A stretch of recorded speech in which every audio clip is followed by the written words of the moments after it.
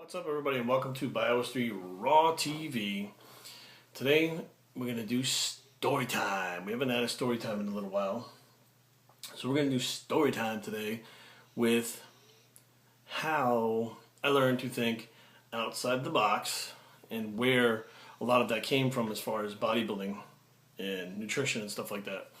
So throughout the years I learned a lot of different things from a lot of different people, and one thing I noticed was very rarely two people would do the same thing, but most of the things would work. So why were there so many different things, and why did they all work?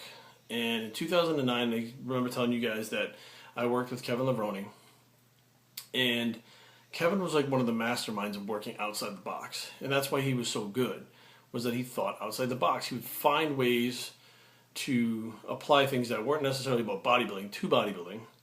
And we talked about the one who was on the plane and he got up and walked around after the stewardess had told him that walking around reduces water retention and stuff like that.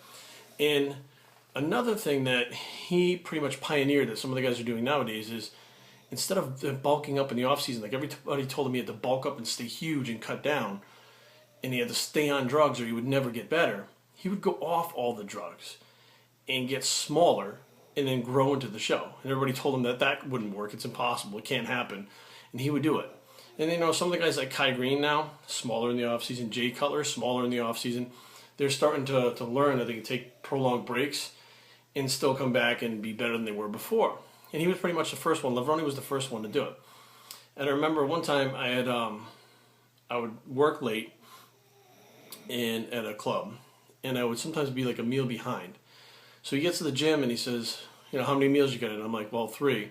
He's like, you should have 4 in. I said, well, I just ate my 3rd one about 10 minutes ago. He said, well, go eat the 4th one. I said, I can't eat that. I just ate. He said, can you force it down? I said, yeah, but I can't eat it because I just ate. He said, well, who said you can't eat it? Well, nobody, but everybody says you wait 2 hours to eat. And Kevin was like, go eat the other one. Trust me, it's fine. And we actually started calling it meal stacking. So if we were behind a meal, we may do a shake and 15 minutes later eat a meal. Or eat a meal, 15 minutes later do a shake, like whatever. And that was totally like unheard of. In 20 years, I had never heard anything like that. But that was just one of the things that he would do that he found did work. And leading up to the Pittsburgh that year when I competed and we were working together, we had to get 7 meals in 7 hours. So pretty much you're eating every hour. So you're stacking meals on top of meals because, again, we did the opposite of what everybody else was doing. I wanted to be a heavyweight, and most people are cutting down, making the lower weight, and then carbing back up overnight. Well, I told Kevin I wanted to be a heavyweight. Well, his way of thinking was, okay, excuse me, so bring you in as heavy as possible, and instead of carbing up overnight, we'll deplete you overnight so that you harden up overnight and dry out. Again, exactly the opposite. So when I'm sitting there going, everybody else is going to be eating their carbs, trying to carb up, I'm going to be doing the opposite. This doesn't make any sense. But again, Kevin was thinking outside the box. Everything was always outside the box. And that's when I learned that you need to open your mind to other things. And if you don't do that, your progress is not going to be as great as it possibly could be if you had that open mind. But how do you open your mind and say, well, I'm going to go ahead and do something that nobody's ever tried, like Kevin, where he did the workout at 5 o'clock at night. He did legs, a full leg workout, got done at like 7:30, went to bed at 9, got up in the morning at 5 a.m. and did the same leg workout again. Now, technically, you should be overtraining. But Kevin felt like, what if I didn't stimulate growth?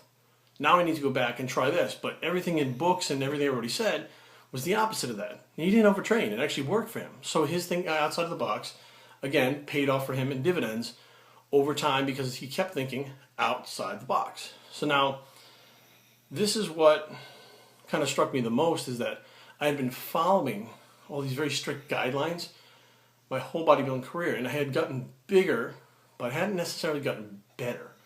So when I started working with Kevin, all of a sudden my physique made a jump, a drastic change from the year before to then. And when I started working with Brad Hollerbaugh in 2005, I made a huge jump again to 2006 because Brad had a different way of doing things. He had a certain carb cycling way that I had never heard of that we did. And now I work with Phil Hernon, and Phil Hernon is, widely known to be an outside the box thinker. His training routines, he's got me doing 3 sets per body part. Not 3 sets per exercise. It's like 3 sets of bench for chest, 3 sets of squats for legs. That's it. That's so far outside the box compared to what everybody's doing.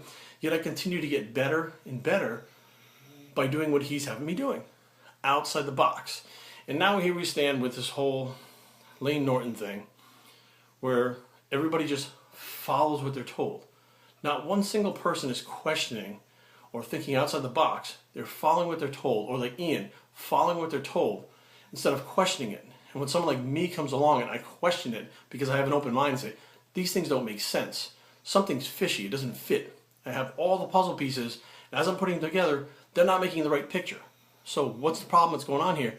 And these people start to get offended because they don't want you to think outside the box. People are scared of thinking outside the box.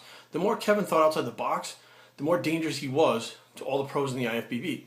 He was surpassed all of them his rookie season, won the Night of Champions, a Night of Champions, and then went on to get second at the Olympia in his first year as a pro.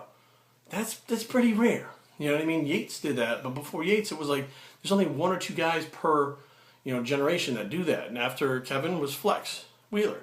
Flex outside the box. He would train very light with weights, and that's how he responded. Where everybody told him he had to train very heavy. So you guys can see where I'm going with this. Like, keep an open mind, question things, question everyone, everything. Don't just follow things because that's the way to do it. Okay, there's a reason. I don't follow the 6 meals a day, 7 meals a day because that's the way to do it. I follow it because it works. Because I've found over time that I've tried other things like 1 meal a day, 3 meals a day, and 2 shakes, whatever it was, and they didn't work. So that open-mindedness outside the box worked. Okay, so the next time you guys get something presented to you, think, why is this like this? Who's saying it? What proof do they have?